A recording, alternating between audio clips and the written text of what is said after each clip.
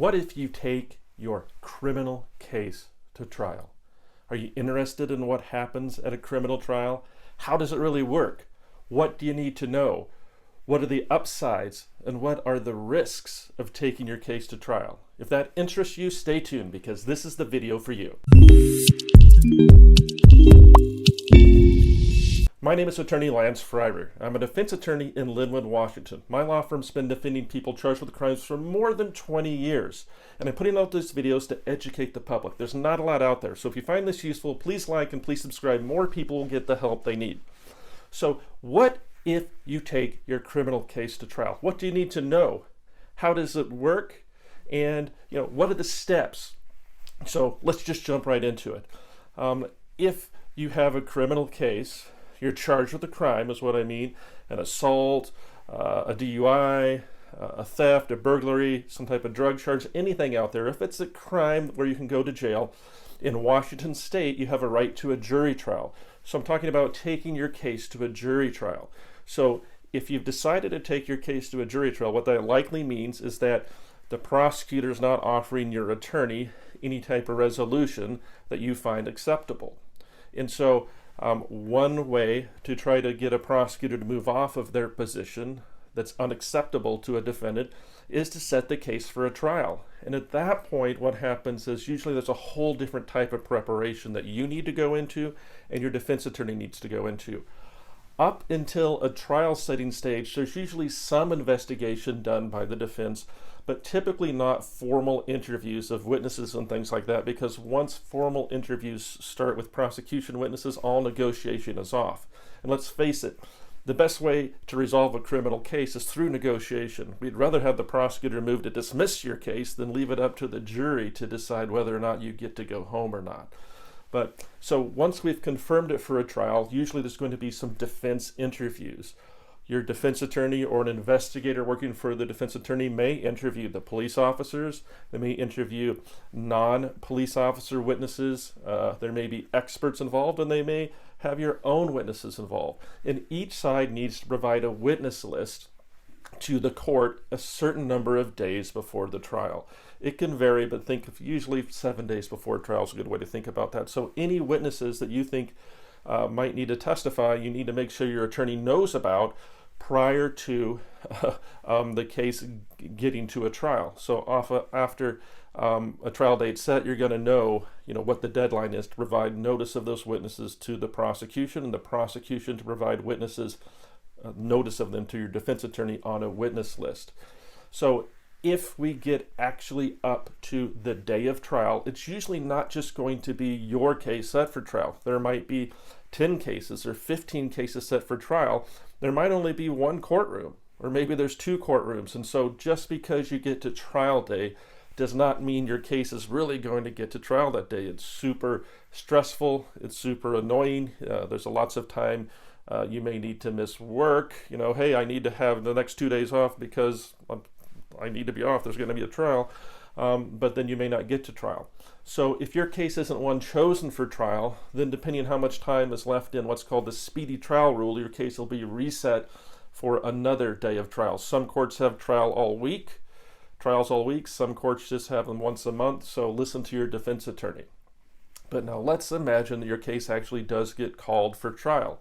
What does that mean? What happens? Well, probably most of us haven't watched a full trial on TV. We've seen some versions in movies probably, or some famous cases. We've seen some parts of it, but it's a long process.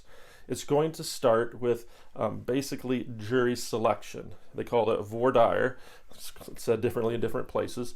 But basically, each side, the prosecution and the defense attorney, they get to ask questions of potential jurors. And jurors are typically selected from either voter registrations or even driver's licenses in some places, that people are from the local community.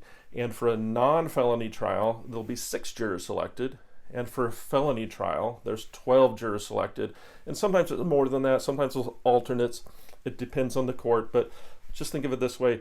12 people in a felony, 6 in a non-felony is who gets to decide whether or not the state proves their case or not. So that process could take anywhere from a few hours for a misdemeanor case to a few days or even longer in a major felony case. But once each side has settled on a jury, the jury will get sworn in, and now the case actually starts for real. Jeopardy attaches once a jury is sworn in, which means once they swear in a jury, that may be the only time you can be tried if there's mistakes. So it's technical stuff, but just think about it. Once a jury is sworn in, that's when jeopardy attaches, which means double jeopardy protections apply. So after the jury's sworn in, basically the court is going to go over some rules with the lawyers outside of the presence of the jury. They might go over how long opening statements are going to be, what's going to be allowed and not. There's going to be something called motions in limine, which often happen, which basically are little fights between the lawyers refereed by the judge about what rules are going to apply to the trial. So you don't need to worry about that too much as a defendant in the case, but that's just part of what's going to happen. Then what's going to happen is they're going to move on to opening statements. Opening statements are not about argument. You're not supposed to argue in an opening statement, although sometimes we try. Each side is supposed to just present what they expect the evidence to show. So the prosecution will go first and say, ladies and gentlemen of the jury, we expect the evidence to show that Mr. Defendant on June 4th, 2021 was driving down the road with a BAC of 0.13 and crashed his car into a school bus. Well, whatever. Let's hope it's not that bad. And then the defense gets the chance to provide their opening statement, which they usually will do. It can also be reserved until later. And the defense will provide their statement. In that same case, they might say, ladies and gentlemen of the jury, the evidence will show that the officer involved in this case did not follow proper procedures in administering the breath test. The evidence of this case will show that my client actually was not the driver, that my client was in the passenger seat. Whatever, let's hope the facts are that good. But basically, each side gives an opening, and then the prosecution gets to call their first witness. So it goes like this. The prosecution presents their case. They call witnesses who have to testify, and there's evidence rules that apply. And then your attorney gets the chance to do something called cross-examination, where they get to ask the witness leading questions. Isn't it true, officer, that you've only done 2 DUIs ever in your lifetime before this case? Maybe that's what they might say. So the defense gets to ask questions like that. So the prosecution puts on as many witnesses as the judge allows them to. There can be objections all along about relevancy and things like that. And then when the prosecution rests their case, the defense gets a chance to call their witnesses. Oftentimes the defense has no witnesses.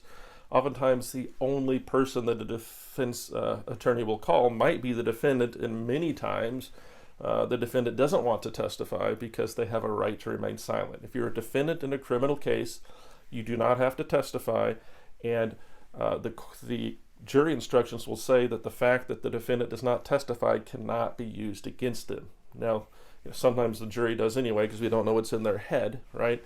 But oftentimes defense attorneys will advise their clients not to testify and be subject to cross-examination by a trained professional, the prosecutor. Oftentimes, it'll also be said that once a defendant testifies, that burden of proof is out the window, that a jury can no longer think about beyond a reasonable doubt as a burden of proof. When they see the defendant testify, they just sort of think, do I believe them or not? If I don't believe them, well, maybe I don't care how bad the prosecution's evidence is or what's lacking. So it's a personal choice. Work it out with your attorney. But basically, if whoever testifies for the defense, then the prosecutor gets to cross-examine them using those leading questions, which also can make it difficult. So your attorney's going to want to make sure that any witnesses for the defense are prepared and sort of know what to expect. So after the case is rested by the defense, it's possible for the prosecution to call rebuttal witnesses, not new evidence, but things that rebut some of what was testified to. In my example, if the defense attorney put on an expert talking about why the breath test was invalid, well, the prosecutor might be able to put on their own expert, the state toxicologist, to say why the testimony by the defense expert was wrong, right? So, but they're not supposed to be put on new evidence. The defense doesn't get to put on typically rebuttal to the rebuttal, otherwise it would go on forever. So once each side has rested its case, Sometimes the defense will make some motions to dismiss the case, saying that basically the state hasn't proven their case. That's usually not granted. Usually the judge is going to leave it to the jury to make a decision. And now that we're done presenting evidence, what's going to happen is basically at some point instructions will be read to the jury about what rules they're to follow, and then at some point there will also be closing arguments. Okay, so that's when we can argue about what the evidence is actually shown. The prosecutor gets to go first. Mr. Defendant is clearly guilty. You heard him testify that X, Y, and Z, and my witnesses testified to this and that, and no reasonable person could think otherwise. We have proven our case. Find the defendant guilty. And the defense then gets the chance to make their argument about why the state hasn't proven their case beyond a reasonable doubt. Finally, it doesn't seem fair to the defendant who already has everything stacked against them. The prosecutor gets to do a rebuttal closing. The theory in the law is that whoever has the burden of proof gets to go first and last. And so that's pretty difficult on a defendant. The prosecutor gets to make the first argument and gets to make the last argument. And if you think about what you might have learned in school, what you hear first and what you hear last is what sticks with you the most. So while the prosecutor has a high burden of proof, in my opinion, the rules are set up to favor them and to favor, the government who's accusing the defendant of a crime. So after everything's done, now it's submitted to the jury, and the jury will deliberate. The jury will go into their separate private room, typically, to talk about the case. Oftentimes, the jury won't have the case decided the same day.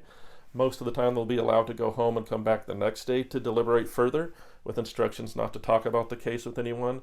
And finally, the jury will make a decision, or they won't.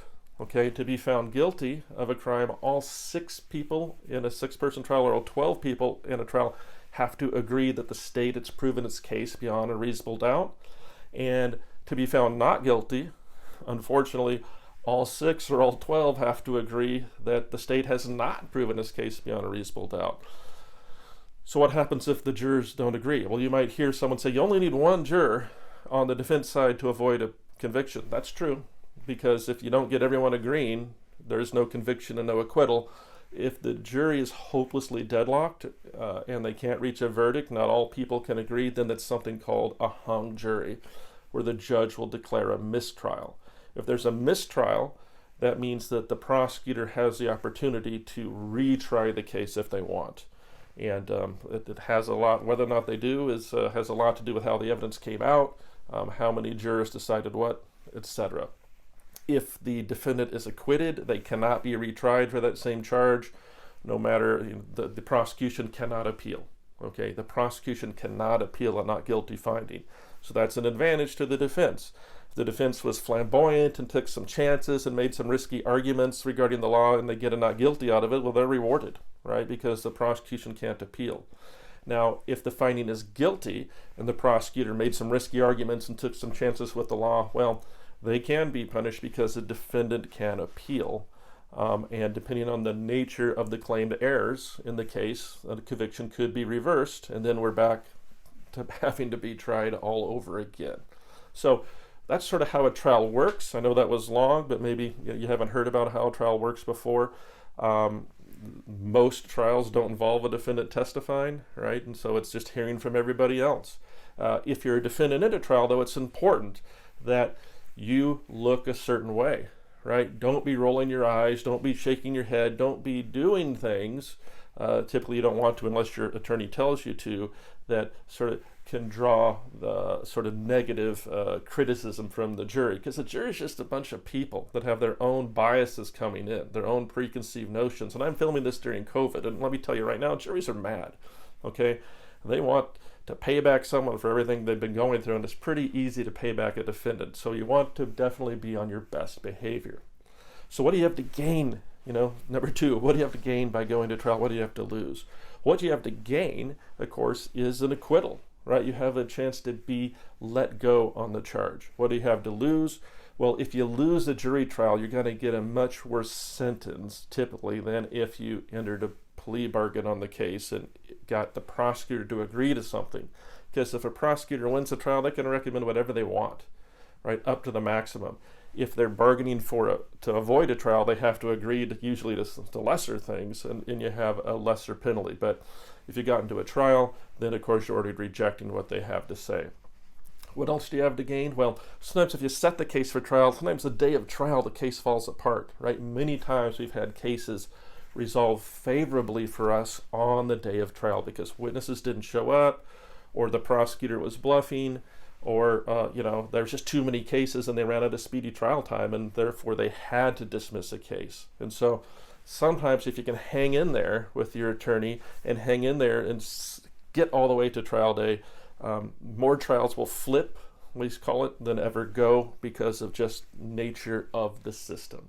So a jury trial is a scary thing. It's not something I hope you ever have to go through, having your life put in other people's hands, right? Other people that we know very little about, and it's supposedly a fair system.